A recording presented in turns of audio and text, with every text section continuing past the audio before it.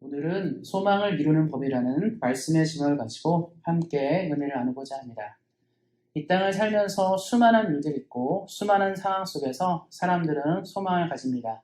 그리고 어떤 사람들은 그 소망의 열매를 이루고 소망을 트이기도 하고 소망을 통해서 많은 결과를 갖습니다. 그런데 이 모든 것들은 출발이 있고 어떻게 과정들이 있습니다. 그래서 그 과정을 잘 지낸 이후에 우리는 그 결과를 갖는 것입니다. 1773년도, 그러니까 18세기죠. 18세기에 미국에 아주 중요한 사건이 발생했습니다. 이 보스턴 차 사건이라는 사건인데요. 여기서 말하는 차는 이제 자동차가 아니고 T를 말합니다. 홍차를 말하는데 그 사건이 있었습니다. 근데 그 보스턴 차 사건은 그 당시에 이제 미국 항구에 보스턴 항에 입항했던 영국의 많은 상선을 통해 들어왔던 홍차를 미국 사람들이, 당시 식민지 사람들이었죠. 영국 식민지에 있던 미국인들이 인디언 복장을 하고 들어와서 배에 있던 모든 홍차를 바다에 버려버렸어요. 그러면서 이 사건이 당시 큰 이슈가 되었습니다. 당시 사람들은 홍차를 좀 편하게 즐기고 싶고 먹고 싶어서 미국 사람들이, 이제 식민지 사람들이죠, 자신들도 무역에 참여하고 싶었습니다. 그래서 무역에 참여해서 같은 이제 수익을 얻고 이익을 얻고 홍차를 미국에 공급하고 싶었는데, 영국 정부는 어떻게 했냐면 식민지가 단독적으로 무역하는 걸 금지하는 법안을 통과시켰고 영국을 통해서만 이제 물건을 공급받도록 결정했습니다.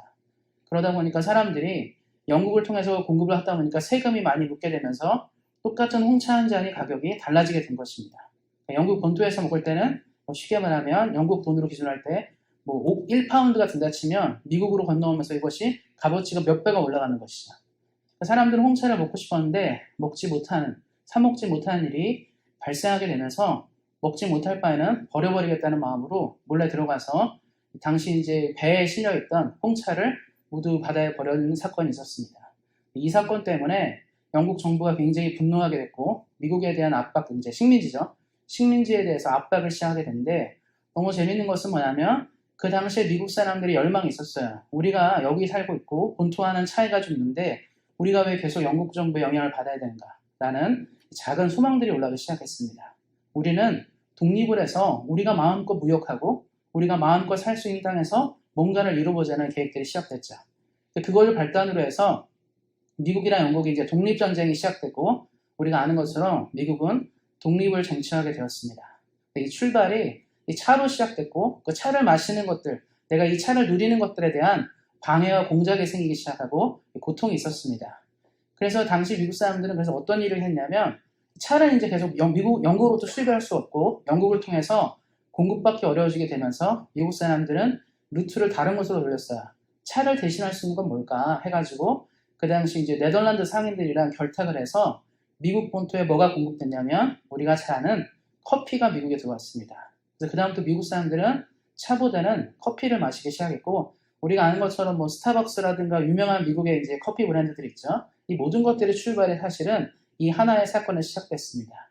그런데 우리가 말한 것처럼 차를 마시고 커피를 마시고 이런 우리가 볼 땐 큰 일이 아니죠. 작은 일들인데 이것들에 대해서 고통을 받고 어려움을 갖기 시작하면서 사람들은 어떤 열망을 가졌어요. 그건 뭐냐면 우리가 더 좋은 나라, 편한 나라에 살아야지 남의 나라에게 공격을 받고 지배를 받게 되고 우리가 식민지로 산다는 것은 좋지 못하다는 생각을 하게 되면서 미국인들이 거기서 소망을 이루는, 자신의 꿈을 이루는 방향으로 나가게 된 것입니다.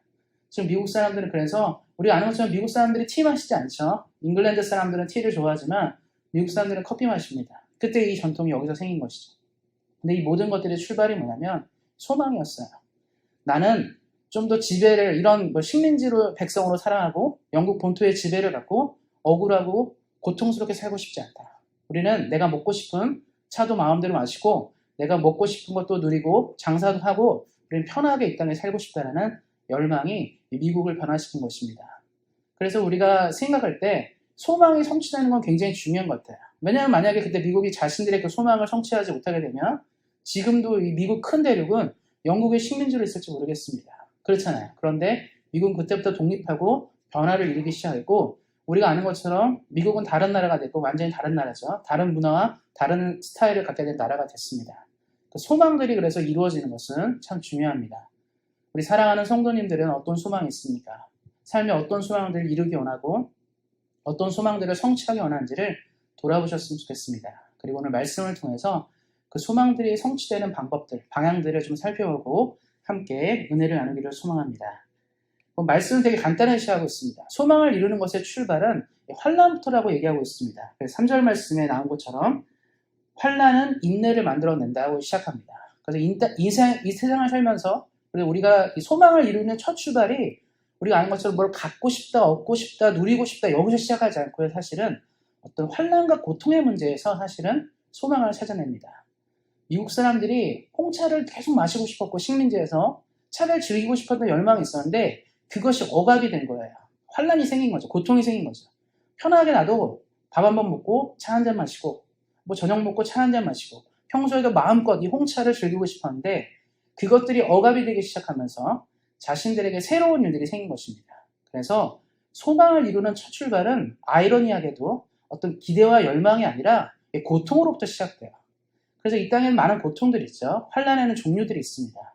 그래서 우리가 아는 것처럼 큰 고난들이 있죠. 요즘같이 코로나 팬데믹 같은 이런 큰 고난이 있습니다. 이거는 전 세계 어느 나라를 제외되지 않고 모든 나라 사람들이 고통하는 겁니다. 아메리카 대륙, 아시아 대륙, 유럽, 아프리카 모든 대륙들이 고통하는 것이죠.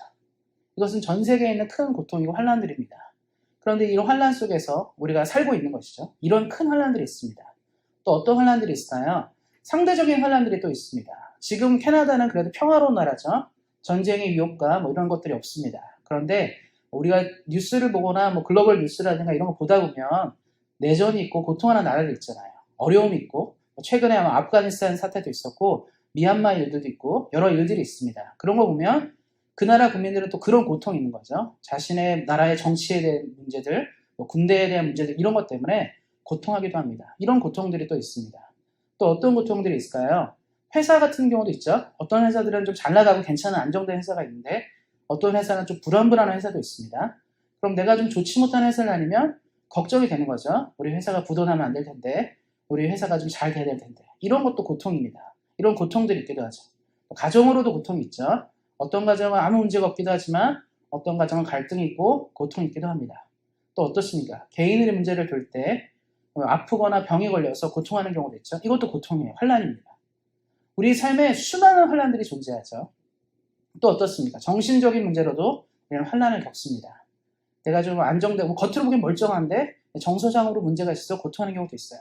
그러니까 환난의 문제는 굉장히 많고 광범위하게 우리 인생을 향해 다 열려있는 것이죠. 그래서 어쩌면 우리가 평생을 살면서 인생을 살면서 환난을 벗어나기라는 쉽지 않다는 겁니다. 어떻게든 이상하게 걸려있어요. 아무 문제 없는데 나는 이거에 걸려있고 우리 그렇잖아요. 어떤 사람은 아무 문제가 없는데 건강에 문제가 있을 수 있고요. 어떤 사람은 아무 문제가 없는데 자신들의 꿈과 비전들이 무너질 수도 있고 어떤 사람은 또 어떻게 이렇게 정말 난 아무 문제가 없는데 나라가 또 망해가지고 힘들 수도 있고요. 이 환난의 문제를 극복하는 것은 매우 중요합니다. 근데 세상 사람들은 이제 환난의 문제가 등장하고 나타날 때 세상 사람들은 뭐라고 얘기하냐면 환난을 맞설 때 이렇게 말을 해요. 뭐라고 말하냐면 피할 수 없으면 즐기라 이렇게 얘기합니다. 이것을 너가 감당할 수 없으면 즐기라라고 얘기합니다. 그래서 죽음의 문제를 앞둔 사람들 종종 보면 이런 경우들이 있어요. 암이라든가 불치병에 걸린 분들이 어떻게 하냐면 어차피 이 병을 극복하는 것, 내가 이것을 해결하지 못할 수 있다고 생각하기 때문에 병을 그대로 받아들이고 병원에 있지 않고 그냥 하고 싶은 거 하는 사람들이 있습니다. 암에 걸려서 병원에서는 이렇게 얘기를 해요. 더 이상 치료가 불가능합니다. 회복되지 못할 것 같습니다. 이런 진단이 나오기도 하잖아요. 그럼 어떤 사람들은 그러면 그거 갖고 병원에 계속 입원해서 항암 치료도 받고 어떻게 살고자 해서 애쓰는 사람도 있는가 반면에 어떤 사람이 이렇습니다. 어차피 인생은 한 번이고 죽기 마련인데 병원에서 마지막을 보내고 싶진 않다. 내가 병원에서 항암 치료하고 이런 것 때문에 하고 싶진 않고 죽을 때까지 먹고 싶은 것도 먹고 놀고 싶은 거 놀다가 그렇게 가고자 하는 경우도 있더라고요. 그래서 일부러 이 치료를 거절하는 사람도 있습니다. 이건 자신이 이제 그걸 맞서는 거예요. 고통을 맞서기 위해서 즐기는 거죠. 어차피 이렇다면 이렇게 하겠다. 또 많은 부분들이 그렇죠. 우리 그러잖아요. 수험생들이 공부할 때 공부하는 거 너무 힘들고 어려운데 선생님들이 그러죠. 어차피 이걸 네가 감당해야 일이라면 즐기라고 얘기하는 거예요. 최소한 즐겨보고 재밌게 해보라고 얘기하는 것도 많습니다. 세상의 방식은 뭐냐면 그래서 그것을 극복할 수 없다는 전제를 갖고 있어요. 이길 수 없기 때문에 그것을 그냥 받아들이고 순응하고 살아가라고 얘기하는 것이죠. 그러면 기독교는 환난을 맞서는 것이 뭐라고 얘기할지가 중요합니다. 세상 사람들이 그래요. 이거를 피해갈 수 없기 때문에 그 상황에 맞게 즐기거나 그 상황에 맞게 순응하고 적응하는 것을 얘기합니다. 그러면 우리는 하나님을 믿잖아요. 예수님을 믿는데 우리는 어떻게 살아야 될까요? 이 문제가 있습니다. 말씀에 이제 3절 말씀에 이런 말이 시작됩니다. 우리가 환난 중에도 즐거워하나니라고 얘기하고 있어요. 세상은 환난을 만나면 즐기라라고 얘기합니다. 그러니까 피할 수 없으면 즐기라는 거죠. 순응하라, 이해하라, 받아들여라 이것인데 기독교는 즐거워하라라고 얘기하고 있습니다. 그럼 이 두 가지 같은 뜻이냐? 같은 단어냐? 전혀 다른 단어입니다. 기독교가 말하는 환난을 즐거워하라는 건 뭐냐면 이 즐거워한다는 다른 뜻이 있습니다. 그건 뭐냐면 그 이후에 무언가가 있다는 뜻이에요. 세상은 피할 수 없고 감당할 수 없기 때문에 그것을 즐기고 받아들여라고 얘기해요. 순응하라는 거죠. 결과가 어떻게 되든 인정하고 받아들여라 이것인데 기독교는 환난을 대하는 대답이 조금 다릅니다. 즐거워하라 이 뜻은 무엇이냐면 그 이후에 무엇이 있기 때문에 즐거워하는 거예요. 우리가 어떤 것을 웃거나 즐거워할 때 이유가 있죠. 그 즐거워하는 것에 이유가 있습니다. 답이 있습니다. 성경에 말하는 이 환난을 즐거워한다는 건 뭐냐면 환난 이후에 상급이 있거나 환난 이후에 어떤 대답이 있다는 것을 알고 그 환난을 받아들이는 것 동시에 그 환난의 이유를 생각하라는 거예요. 그러니까 예수님을 믿는 사람들은 그래서 환난을 대할 때 환난의 이유를 생각해야 합니다. 세상 사람들은 그게 이런 말을 많이 해요. 무슨 큰일이 나고 그러면 왜 이런 일이 생긴지 모르겠다. 내가 어떻게 살았는데 내가 정말 착하게 살았고 성실하게 살았고 잘 살았는데 왜 내 인생에게 불행하고 억울한 일이 생긴지 모르겠다. 도무지 이유를 모르겠다 얘기합니다. 세상 사람들은 이유를 몰라요. 그래서 힘든 겁니다. 근데 기독교인들은 어떠냐? 이유가 있어요. 환난에는 이유가 있고 그 이유에 대해서 우리는 답을 찾아야 됩니다. 성경에 이제 요셉의 이야기가 나오죠. 요셉은 환난을 경험했습니다. 형제들에게 버림을 받았고 그는 오랜 기간 동안에 애굽에 노예로서 종으로 살았습니다. 우리 이해할 수 없는 거죠. 왜 내 인생에 내가 뭘 잘못했길래 내 인생이 이렇게 망가졌는가를 얘기할 때 그가 나중에 고백하는 게 있어요. 그 환난에는 이유가 있었습니다. 우리 예수님을 믿는 우리들은 성경을 읽죠. 성경에 뭐라고 나왔습니까? 요셉은 애굽의 총리가 되었어요. 그리고 애굽의 총리가 되었을 때 요셉은 알았습니다. 아, 내가 총리가 되려고 이런 일들이 있었구나를 알게 된 것이죠. 이게 기독교인들의 방식이에요. 아, 우리가 왜 그때 환난을 경험했지? 그 환난의 이유가 이것이었구나를 발견하는 거죠. 그러니까 우리 사랑하는 성도님들이 지금 겪는 일들이 있습니다. 저는 다 알지 못해요. 가정으로 어려울 수도 있고요. 또 뭐 부부 간에 어려울 수도 있습니다. 또 개인적으로 몸이 건강하지 못해서 어려울 수 있고 또 뭐 형제 자매 간에 어려울 수도 있고 또 회사 안에서 또 사업 안에서 수많은 어려움들이 우리 사랑하는 성도님들의 삶에 있을 수 있습니다. 이건 부정할 수 없는 사실이에요. 그런데 우리는 예수님을 믿기 때문에 질문을 던져야 되는 거예요. 이건 무슨 이유일까? 왜 이런 일이 생겼지? 왜 하필은 내 인생에 하나님이 이걸 주셨을까? 이런 상황을 주셨을까를 생각하고 생각해야 됩니다. 묻는 거예요. 하나님, 도대체 이유가 무엇입니까? 하나님, 내 인생에 이러한 일들을 주신 이유가 무엇입니까를 질문하고 물어볼 수 있어야 됩니다. 그리고 우리는 그 안에서 하나님의 대답을 만나기 때문에 즐거워할 수 있는 것이죠.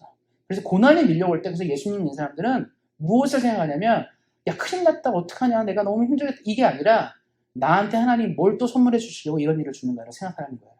혹시 하나님 내게 또 뭐를 안겨주시려고 우리 가족 안에, 내 삶 안에, 우리에게 도대체 어떤 우리 교회 안에 무엇을 주시고자 해서 이런 상황을 주시는 거라를 생각하는 것이죠.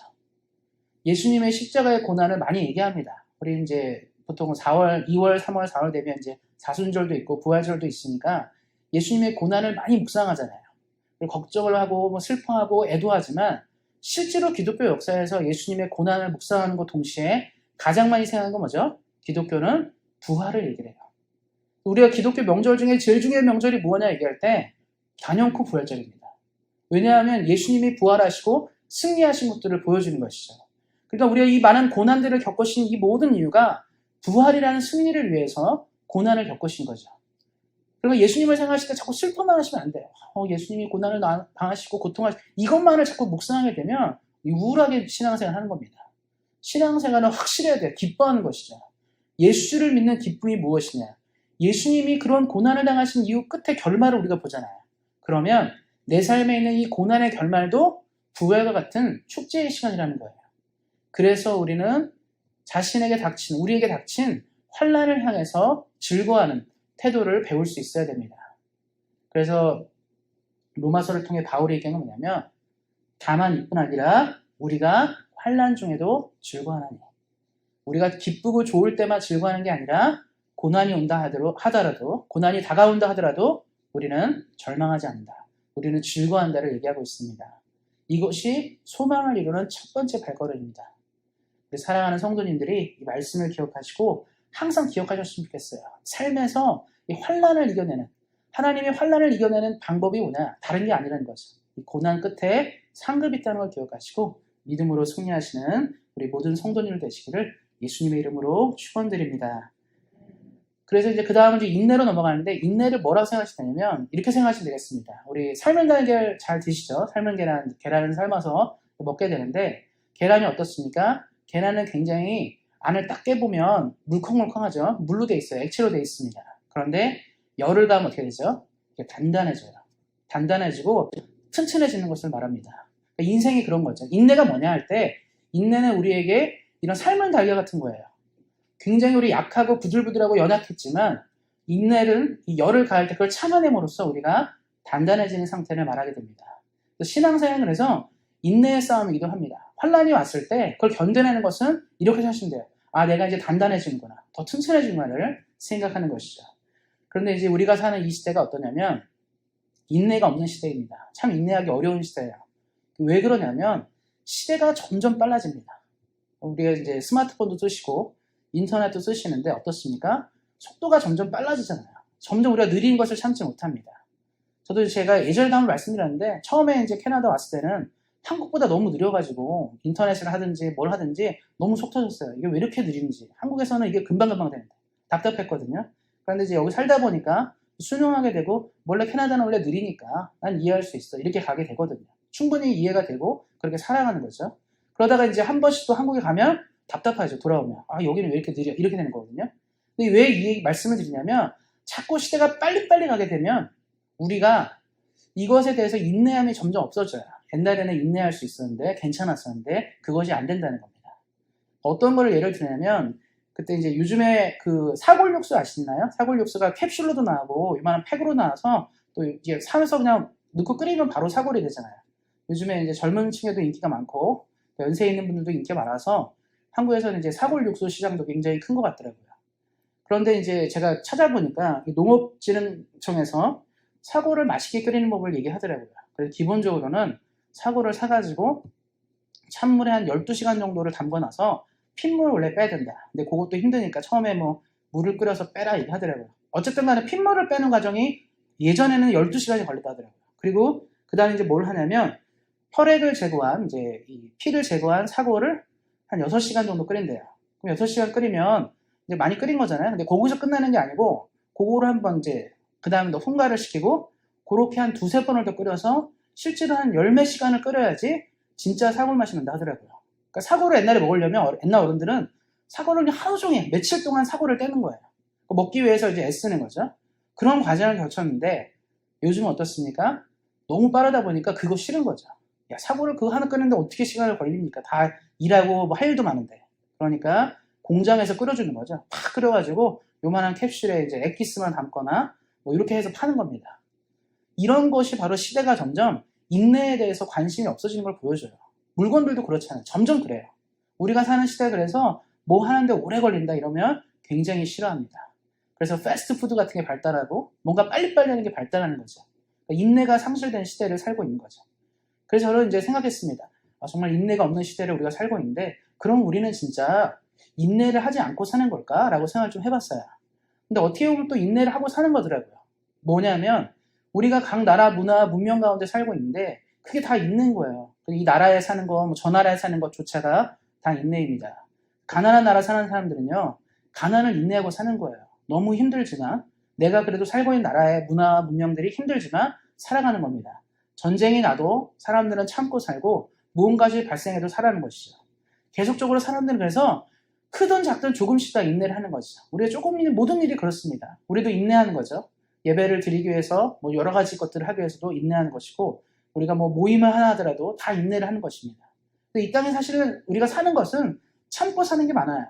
내가 하고 싶은 말을 다 하고 살면 좋겠지만 그렇지 않잖아요. 그것도 인내입니다. 참는 것도 인내죠. 다. 모든 것이 인내고 모든 사회 그렇습니다.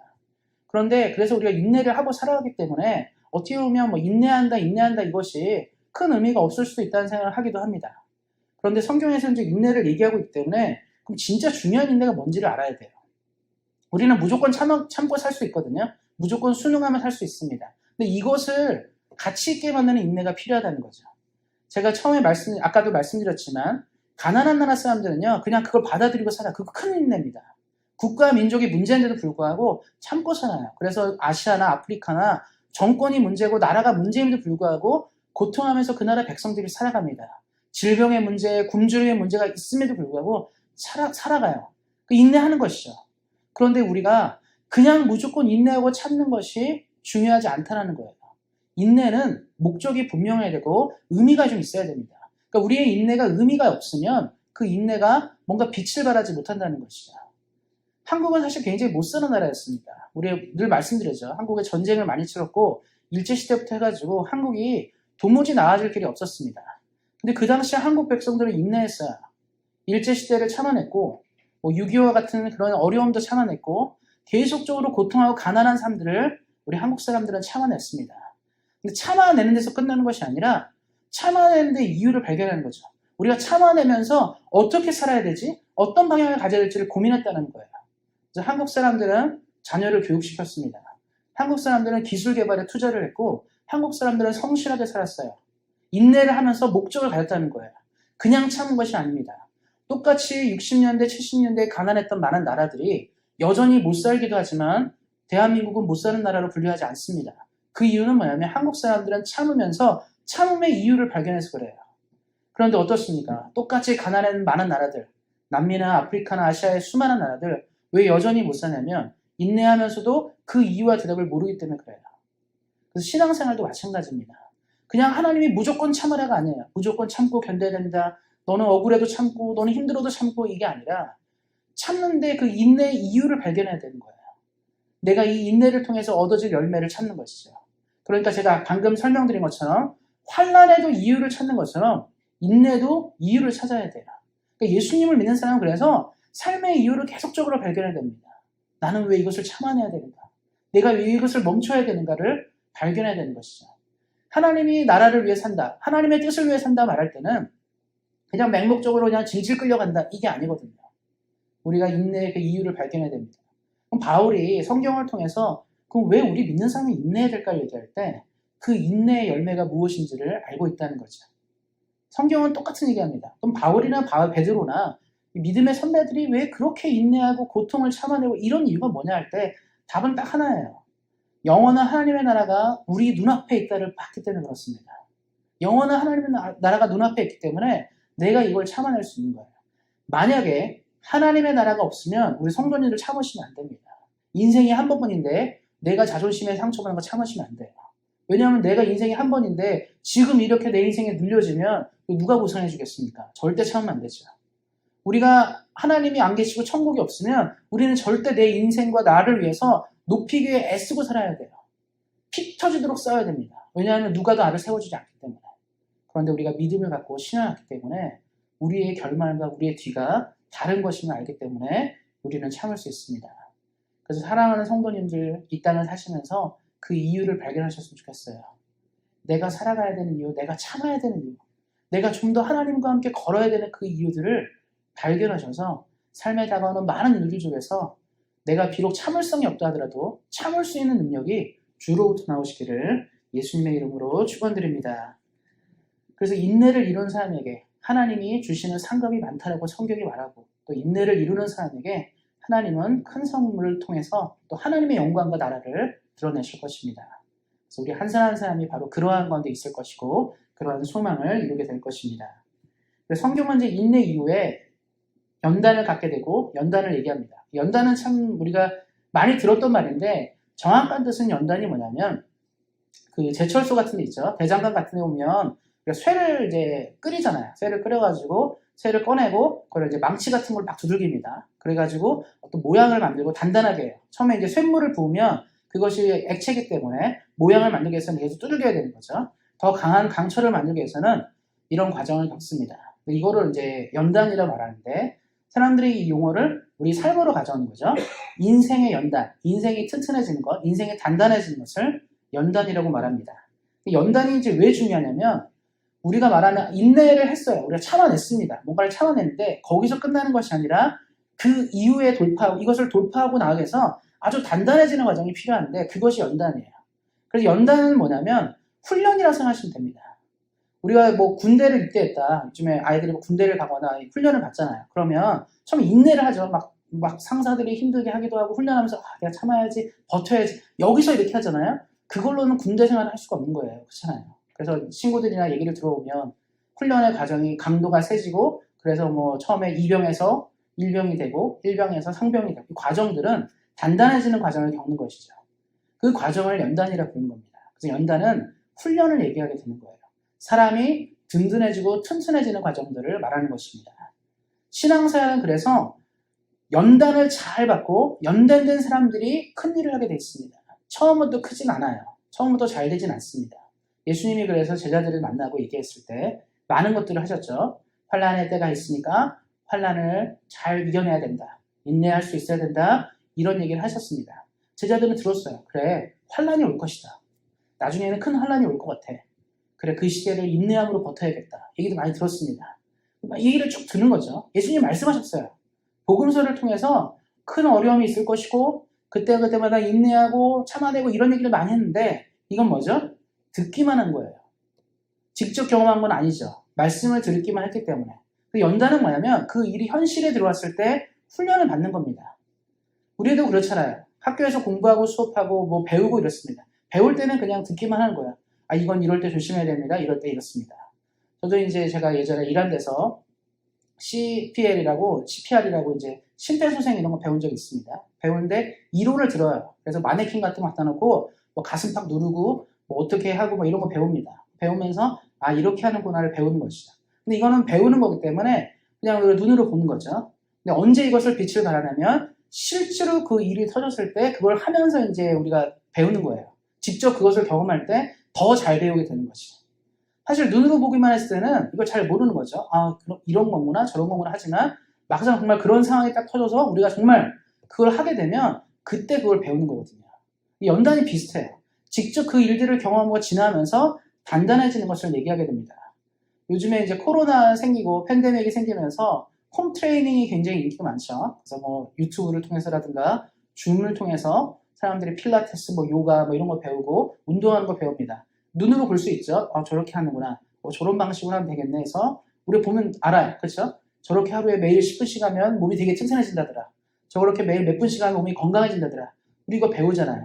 눈으로 보고 배우는 겁니다. 근데 어떻습니까? 직접 해야 되는 거예요. 직접 할 때 이거 진짜 힘들거나 어렵거나 배우는 거죠. 그러니까 연단은 그런 거라고 보시면 돼요. 눈으로 보고 생각했던 것들이 삶에서 튼튼하게 되는 과정들이 연단입니다. 연단을 거치는 크리스천들이 큰 힘과 능력을 발휘하는 것이죠. 그리고 그 연단 이후에 진정한 소망을 이루게 되어 있습니다. 그래서 우리가 신앙생활 하실 때 환난의 문제, 인내의 문제, 연단의 문제가 우리에게 다가올 때 이렇게 생각하시면 돼요. 이것의 끝이 다 왔다. 환난이 시작됐다. 하나님의 소망이 우리에게 시작되는 거예요. 인내가 하고 있다. 이제 그것들이 열매를 맺혀가는 과정들을 겪는 것이고 연단을 받고 있다. 끝까지 온 것입니다. 그 과정이 지나면 열매를 이루는 것이죠. 그래서 말씀을 좀 맺고자 하는데요. 제가 이번에 올림픽 때 있었던 도쿄올림픽에 있었던 한 사람의 이야기를 통해서 말씀을 맺고자 합니다. 올림픽 참가 97년 만에 필리핀이 사상 첫 올림픽 금메달을 획득했습니다. 그 금메달의 주인공은 이 하이들린 디아스라는 필리핀의 여자 육도 선수였습니다. 근데 이분이 이제 굉장히 집이 가난하고 어려웠어요. 환난이 있던 거죠. 집안에 어려움이 있었기 때문에 교육을 받거나 뭐 충분하게 풍족하게 누리거나 살 수 없었습니다. 인생의 가난이라는 큰 환난이 이 사람의 인생에 밀려들어온 것이죠. 그걸 극복하고 싶어가지고 처음에 군인이 됐어요. 직업군인이 됐습니다. 직업군인이 되면 좀 더 삶이 나아질 거라 생각해서 했는데 그것도 녹록지 않았습니다. 그러다가 소문을 듣는 것이죠. 역도 같은 운동을 하면 지원을 더 받을 수 있다.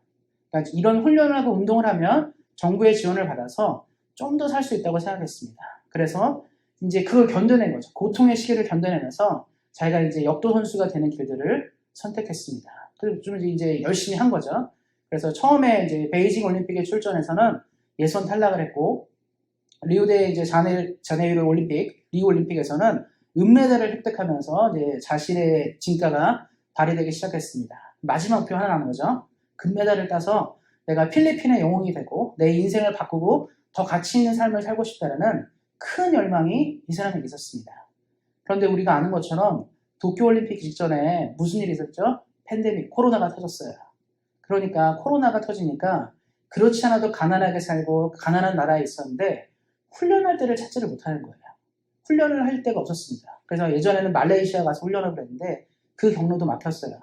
올림픽을 출전하고 뭔가 결과를 이루고 싶은데 정말 힘들어진 거죠. 지금 이 사람의 연단이 온 거예요. 고통이 온 거죠. 내가 조금만 더 하면 더 놀라운 결과를 만나고 그럴 수 있을 텐데 그러지 못한 상황이 된 겁니다. 너무 힘들었다고 얘기하더라고요.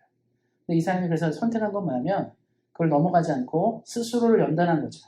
그래서 어떤 운동을 선택했냐면 역기를 줄 수 없잖아요. 지원이 없고 자원이 없기 때문에 훈련을 못하니까 대나무 있죠. 대나무를 하나 대를 만들어서 그 양 끝에 물통 있죠. 물통을 달아서 훈련을 한 거예요.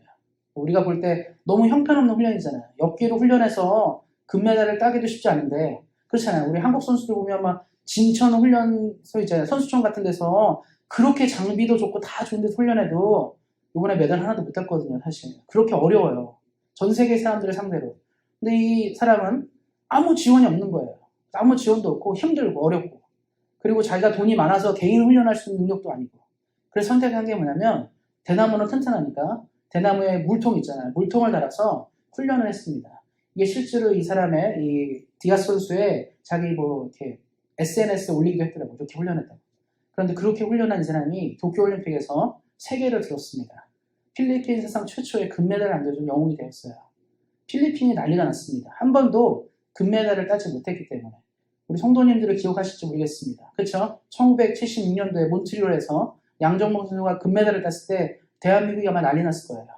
처음으로 우리나라 사람이 올림픽에서 금메달을 하는 그런 일들이 지금 필리핀에서 이번에 있었던 것이죠. 바로 이 사람이 그런 역경과 환란을 뚫고 자신의 삶의 연단의 과정을 겪어서 결과를 이룬 것입니다. 이 사람의 바람이 뭐냐면 소망이 있었던 거야. 내가 이런 사람이 되고 싶다 해서 다 참아낸 겁니다. 가난도 참아내고 그 어려운 훈련 기간도 인내하고 그리고 이 피나는 연단을 통해서 자신이 올림픽 메달을 거머쥐었습니다. 우리 인생도 우리 신앙도 이와 같다 생각합니다. 하나님께서 우리에게 힘든 일을 주셨을 때는 이유가 있고 우리는 그걸 생각해야 돼요. 내가 이것을 그냥 방관하고 포기하고 그래 내 인생이 다 그렇잖아. 그게 아니라 이것의 이유는 무엇입니까? 내가 이것을 어떻게 다루고 싸워야 됩니까를 묵상하고 나아가야 합니다. 그리고 하나님이 인내를 하시게 한다면 그걸 인내하는 거죠. 그 열매를 얻기 위해서 수고하고 부단히 애를 쓰는 것이죠. 그리고 연단, 자신을 더욱더 튼튼하고 강하게 해서 그 열매를 이룰 수 있도록 애써야 합니다. 인생이 평화롭고 안정되고 아무 일이 없으면 너무 좋겠지만 우리 인생은 그렇지 않잖아요. 힘들고 어려운 일이 생기고 내 인생에 뭔가 밀려올 때가 있습니다. 그 모든 밀려오는 문제는 하나님의 대답이 분명히 있습니다.